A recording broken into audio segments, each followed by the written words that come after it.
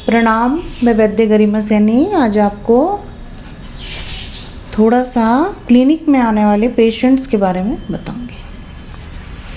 क्या होता है, कुछ इस तरह के पेशेंट्स आते हैं जो कहते हैं कि हमें बार बार मलत्याग के लिए जाना पड़ता है, लेकिन पेट ठीक से क्लीन नहीं होता। जाते तो हैं मलत्याग के लिए, लेकिन वहाँ से आने के बाद ऐसा नहीं लगता है कि जैसे कंप्लीट हमारा पेट क्लीन हो गया हो या पेट साफ हो गया। ऐसा लगता है अभी दोबारा जाना पड़ेगा, फिर दोबारा जाते हैं, फिर ऐसा ही होता है। तो इसका जो हम जब हिस्ट्री लेते हैं तो हम ये देखते हैं कि पेशेंट की हिस्ट्री ये रहती है कि जब वो खाना खा लेता है दोपहर का या सुबह का, जब भी उसके बाद उसको बहुत भारीपन होता है, शरीर में बहुत भारीपन रहता है और आलस रहता है, पूरा दिन उसको आलस रहता है, कुछ भी काम करने का उसका मन नहीं करता है। टूटा टूटा उसका एक ऐसा बोलना रहता है इस तरह का कि मेरा शरीर बहुत टूटा टूटा रहता है और मेरा काम में मन नहीं लगता है। और जैसे ही खाना खा लेता हूँ उसके बाद मेरी परेशानी बढ़ जाती है, मुझे परेशानियाँ शुरू हो जाती हैं, पेट में दर्द भी होता है, बार बार मलत्याग भी जाना पड़ता है, खाना खाने के तुरंत बाद जाना पड़ता है, लेकिन कभी द्रव और कभी ठोस, लेकिन ठीक से क्लियर नहीं होता है मल। जाता तो बार बार है, तो वो पच के मल को बाहर नहीं निकालती है जो इंटेस्टाइन होती है।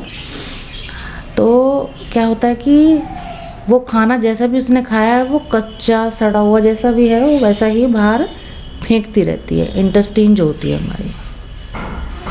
तो इसमें मैं ये कहना चाहूँगी कि क्योंकि आपने कई सालों में ये जो डिज़ीज़ है ये कई सालों में इकट्ठा की है, कई सालों में आपको ये परेशानी चल रही थी।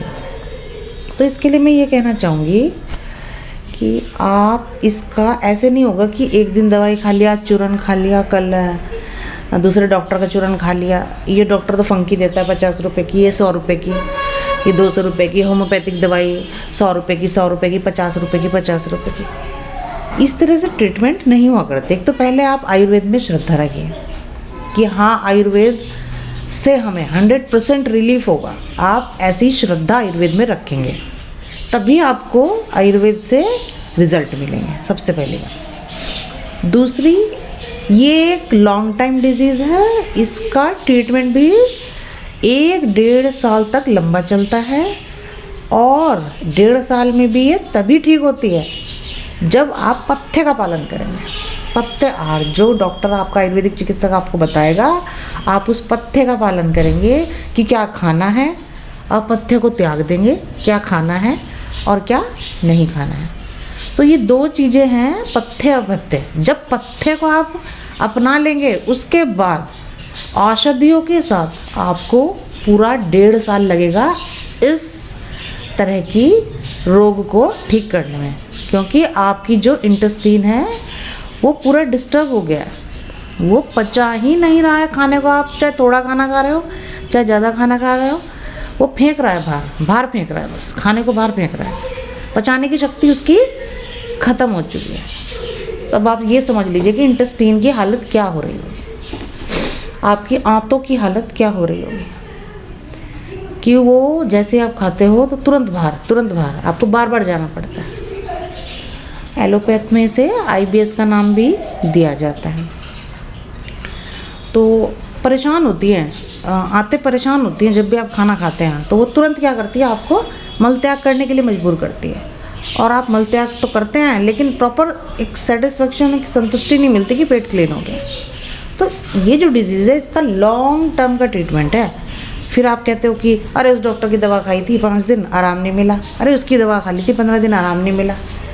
100 रुपये की दवाई 4 डॉक्टरों से आप ले लोगे, लेकिन एक डॉक्टर को 400 रुपये देके अच्छे से ट्रीटमेंट नहीं चलाओगे वहाँ पर। तो आप यही सोच के जाएं कि 1-1.5 साल आपको तब लगेगा जब आप पथ्य का सेवन करेंगे, तभी एक आयुर्वेदिक चिकित्सक आपको ठीक कर पाएगा। तो इसलिए मैं कह रही हूँ कि जैसे कि खाने में भारी आहार जो खा रहे हैं, दूध, हैवी हैवी डाइट जो आप ले रहे हैं, भैंस का दूध पी रहे हैं या तीनों टाइम पनीर ही खा रहे हैं, हैवी डाइट जो आप ले रहे हैं, ये हैवी डाइट तो बिल्कुल बंद करनी होगी, क्योंकि वो तो पचा ही नहीं रही है आते आपकी खाना, तो वो इतना भारी खाना कैसे पचा देंगे। कुछ लोग स्प्राउट खा रहे हैं, जब अग्नि ही मंद पड़ी है, अग्नि अपना वर्क ही नहीं कर रही है। और सबसे बड़ी बात, आप दिन में खाना खा के सो रहे हैं, आप तो कफ को और बढ़ा रहे हैं।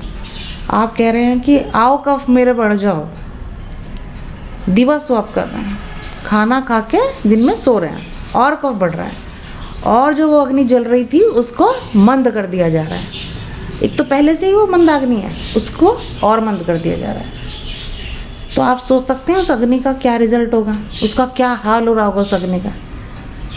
तो अपने साथ ऐसा मत कीजिए, जिसे भी ये प्रॉब्लम है वो अपनी अग्नि का विचार करके तभी भोजन करे, बिल्कुल लाइट भोजन करे, और अपने नज़दीकी आयुर्वेदिक चिकित्सक से ज़रूर मिलें, अदरवाइज़ आपकी आंतें बहुत ही परेशान हो जाएंगी। Thank you.